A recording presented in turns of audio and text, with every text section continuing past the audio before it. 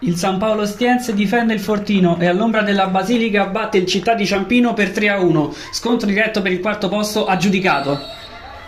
Partenza sprint dei padroni di casa che trovano subito la via per la conclusione, anche se sballata, di Sbordoni su suggerimento di un ottimo Fabio Franchellucci. Pochi istanti dopo è lo stesso Franchellucci ad impegnare i guanti di Di Palma, pronto a mettere in angolo. Il primo squillo degli ospiti invece porta il nome di Giovannetti, che qui controlla la grande, rientra e calcia. Anche Bonifazzi risponde presente. Poi sale in cattedra Rizzo, che da una palla deliziosa di esterno ancora il suo numero 10. La deviazione difensiva favorisce Ruotolo, ancora ottimo l'intervento del portiere di casa. Al 25esimo la gara si sblocca, un'azione corale del tridente locale porta al colpo di testa di Fabio Franchellucci che svetta e insacca così. Bellissimo anche il tandem di Sbordoni liberati che ha portato al cross.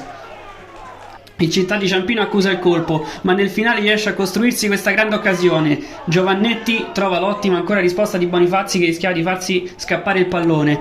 Nella ripresa il San Paolo prova a colpire subito, cross di Durante, liberati sfida di testa e palla in rete. Il fischio dell'arbitro però non è per convalidare il gol, anzi assegna il fuorigioco al numero 11.